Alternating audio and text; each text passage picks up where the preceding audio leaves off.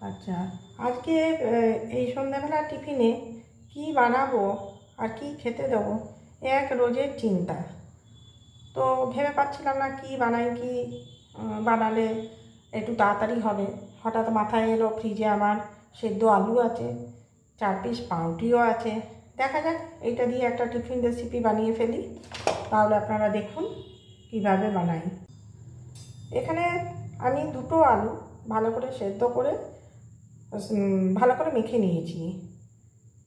আর এটা আমার ওই যে বললাম সকালে আলু সেদ্ধ হয়েছিল, তারই বেঁচে থাকা 2-4টে আলু, তার মধ্যে থেকে 2টো আলু নিলাম, কারণ 2জনের মতো বানাচ্ছি।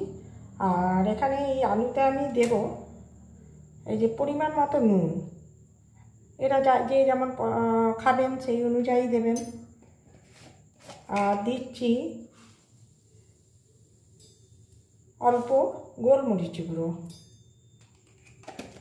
এটাও কিন্তু নিজের নিজের টেস্ট অনুযায়ী। আর দেখুন এখানে একটু কাঁচা লঙ্কা কুচি করে আমি দিয়ে দিচ্ছি,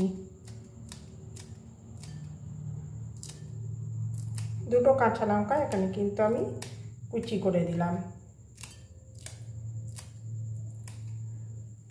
এই আলুর উপকরণটা যতক্ষণ আমি মাখবো ততক্ষণে কিন্তু আমি গ্যাস জ্বালিয়ে ফ্রাই প্যান বসিয়ে দিয়েছি গ্যাসে। এখানে দেখুন আমি 4 টুকরো পাউরুটি নিয়েছি, মানে 4টে স্লাইস পাউরুটি নিয়েছি। আর আমার ম্যাগি ছিল, সেখান থেকে একটু ম্যাগি মশলা নিয়ে নিয়েছি। এগুলো শুধুমাত্র টেস্টের জন্যে। কিন্তু এই যে ম্যাগি মশলাটা নিয়েছি, এই ম্যাগি মশলাটা আমি এখানে কিন্তু দিয়ে দিলাম। 1 প্যাকেট ম্যাগি মশলা আমি এই আলুটায় দিয়ে দিলাম। এবার এটাকে আগে ভালো করে মেখে নেব। সমস্ত মশলা নুন সব কিছু দিয়ে এটা ভালো করে কিন্তু মেখে নেব।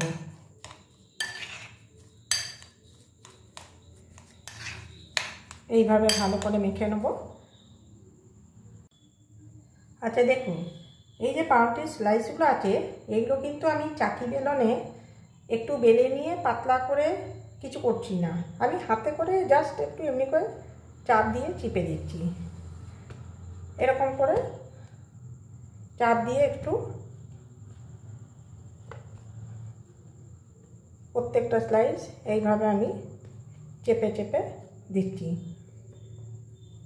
এবার এই স্লাইস পাউরুটিগুলোর ওপরে আমি একটু টমেটো সস দিয়ে দিচ্ছি। টমেটো সস, কেচাপ, যাই হোক যে যেটা পছন্দ করেন একটু করে দিয়ে দেবেন। এবারে এগুলো আমি ভালো করে প্রথমে এই যে বুলিয়ে নিচ্ছি সমস্ত।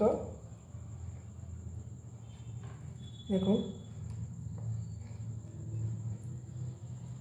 এরকম বাড়িতে যদি উপকরণ থাকে চটজলদি রেসিপি হিসেবে এইটা টিফিন রেসিপি বানাতেই পারেন। এই ধারগুলো যদি না দেন তাহলে একটু ভালো হয়।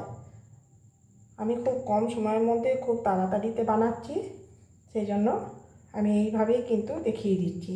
এগুলোকেও কিন্তু ফেলে নষ্ট করবে না, এগুলো দিয়েও কিছু রেসিপি বানানো যায়।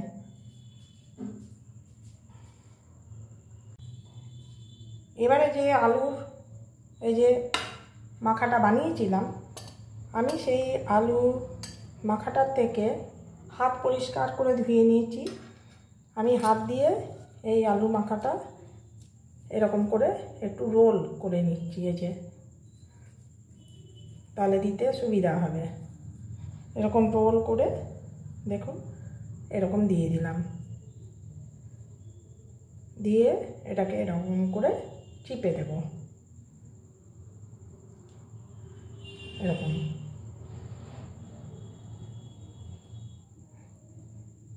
এরকম করে দেব।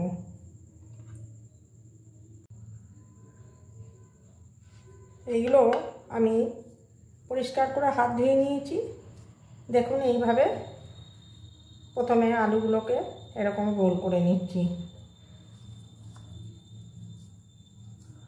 প্রথমে যদি রোলটা বানিয়ে রাখি তাহলে সুবিধা হবে, তাড়াতাড়ি বানানো যাবে। এইভাবে আমি বানিয়ে নিলাম। দেখুন এইভাবে রোলগুলো বানিয়ে নিচ্ছি। এবার আমি কি করব, এই যে একটা ব্রেড নিলাম, একটা পাউরুটি নিলাম, এর ধারে একটু করে একটু ময়দা জলে গুলে লাগিয়ে দেব, যাতে ওটা খুলে না যায়। ভাজার সময় অনেক সময় খুলে যায়, তার জন্য এটা দিচ্ছি। এবারে এরকম করে দেব, এখানে দিয়ে দিলাম।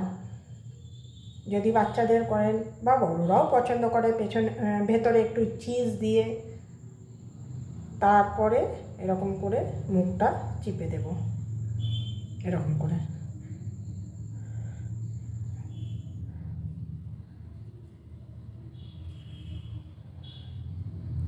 এটা আসলে আমি খুব মানে কম সময়ে এইভাবে বানাচ্ছি,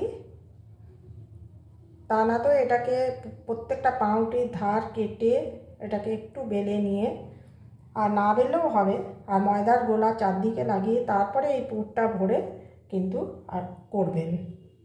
দেখুন আমার কিন্তু এরকম হচ্ছে। এই ময়দার গোলাটা দেওয়ার একটাই কারণ, যাতে খুলে না যায় ভাজার সময়। আবার একটা পাউরুটির স্লাইস নিয়েছি, আমি ধারগুলো কাটিনি, ধারগুলো কাটলে অবশ্যই আরও ভালো হবে।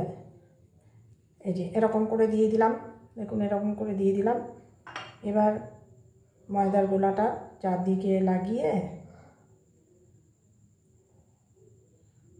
এইভাবে দিলাম, দিয়ে এটাকে কিন্তু মুখ বন্ধ করে দিলাম।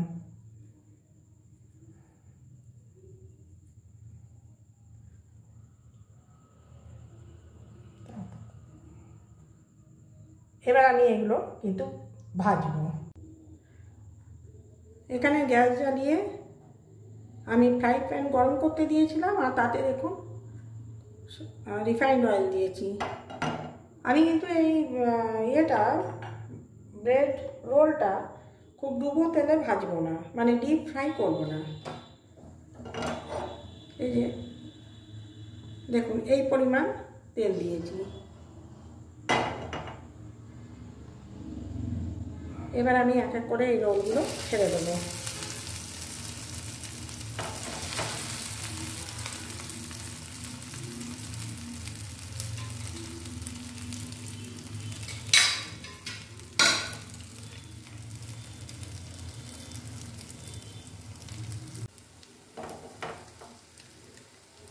এটা কিন্তু আমি একেবারে কম উপকরণে এবং খুব চটজলদিভাবে বানালাম, অথচ খেতে কিন্তু খুব ভালো হয়। শুধু সস দিয়ে মেয়োনিজ দিয়েও খেতে পারেন, আবার চা কফির সাথেও চলতে পারে। আমার কিন্তু দেখুন দুটো রেডি হয়ে গেল। এবারে আমি এগুলো তুলে নেব, একটা প্লেটে তুলে নেব। দুটো পিঠই লাল লাল হয়ে গেছে, আমি এবার এগুলোকে প্লেটে তুলে নিচ্ছি।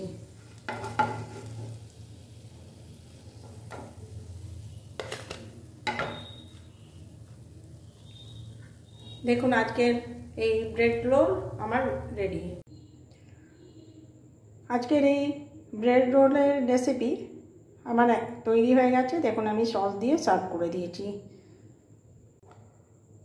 দেখুন কত সহজেই এই রেসিপি আমার তৈরি হয়ে গেল, এবং খেতে তো অবশ্যই ভালো হবে, আর বানাতেও এমন কিছু সময়ও লাগেনি, আর সেরকম বিশেষ কিছু উপকরণও লাগেনি। তাহলে আপনাদের কেমন লাগলো জানাবেন।